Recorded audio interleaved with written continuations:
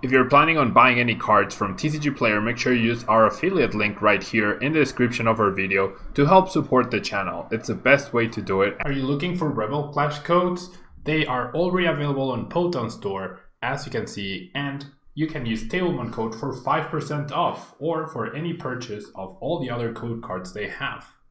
For the European players, Millibots Gaming has everything you need from collectibles to all the new Pokemon Sword and Shield cards, and Rebel Clash is now in stock. Make sure you use Tablemon code for 5% off your final purchase. Hello everyone and welcome back to another day of checking out the post-rotation decks that will be pretty impactful coming in the rotation starting August.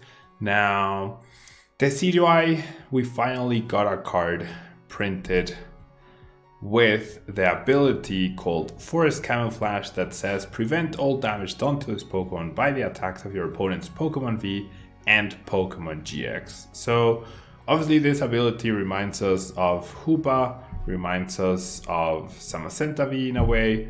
I'm sure a lot of you are wondering, Pokemon VMAX do count as Pokemon V, right? They are still Pokemon V, so you do prevent damage from Pokemon VMAX with this ability.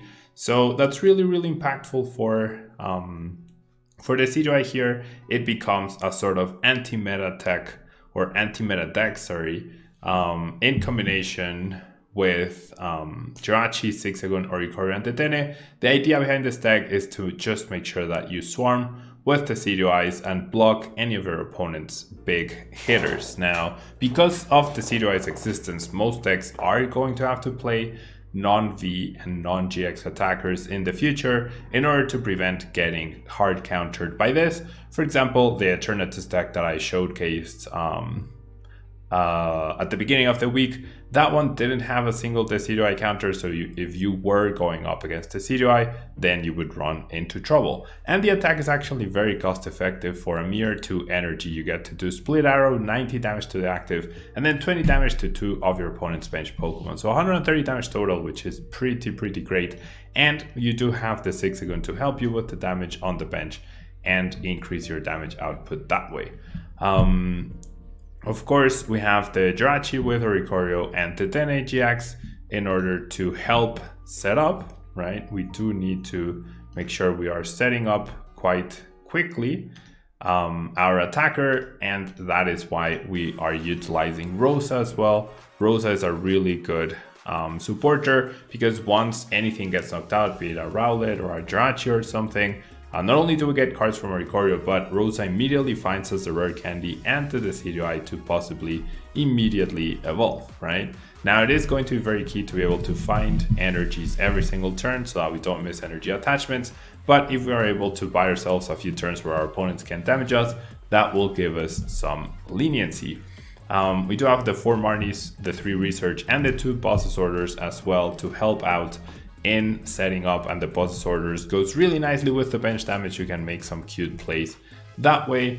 For Pokemon Search, we have our 4 Quick Balls and our 3 Pokecoms, which are very important cards that we can Stealth Wish for, or we can just draw naturally in order to help us set up not just one but multiple DECIDUEYEs so that we can run with the game. We have 4 Switches and 4 Scoop Up Nets, which 4 Scoop Up Nets might feel a little bit excessive when we only have 1 Zigzagoon, like 1 recyclable card that we can continue to use the ability. But realistically, we could even afford to heal a DECIDUEYE, right? If our opponent powered up a non-GX or non-V attacker that is chipping away at our DECIDUEYEs, with the Scoop Up Net and a constant stream of energies, we might actually be able to just Scoop Up Net the DECIDUEYE, Scoop Up Net a bench damage Rowlet, and then reset the damage that way. So it's actually a pretty good option. And of course, recycling the Zigzagoon with the ability to place 10 damage counters anywhere is really good to make sure that we don't miss on key knockouts or that we make the best use out of the bench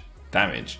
1 Ordinary Rod to try and recover energies that we might lose throughout the game, to make sure that we can set up more than 4 DECIDUEYEs if possible. And we have 2 Turffield Stadium, the new card from Sword and Shield, allows you to search for a Grass Evolution every turn or every other turn well, no, every turn you have it in play, you can search for a grass evolved Pokemon.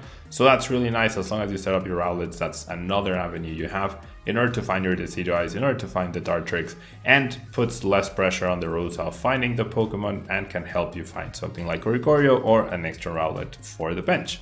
And then we have the triple capture energy. Since we do have a grass and colorless cost, we can definitely afford this.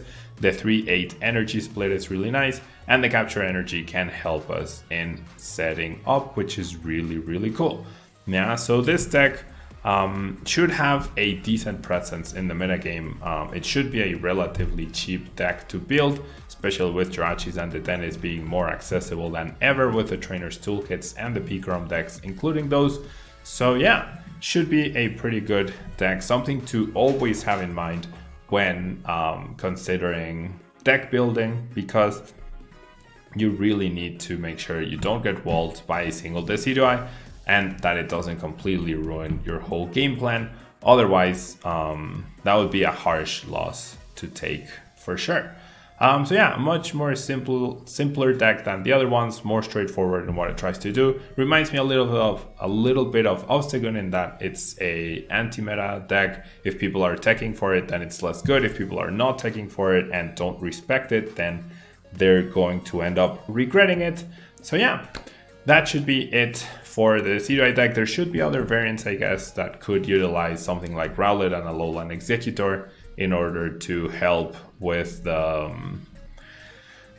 setting up and whatnot, setting up the Decidueye in a much more direct and faster way, and I definitely don't mind that at all. But I tried to make this one as simple as possible, try to keep it as straightforward as possible, similar-ish to Obstagoon, although we are using the GXs. There is merit to using GX as well for its GX attack to pick up anything that's not Decidueye and make sure that you are left with only the Decidueyes on the board.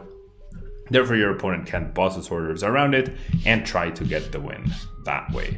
So yeah, that covers the Decidueye deck. Tomorrow we will be having Charizard VMAX, so make sure you stay tuned for that. Thanks so much for watching. Don't forget to leave a like, don't forget to share the videos. I really do appreciate it, and I will see you next time. Bye.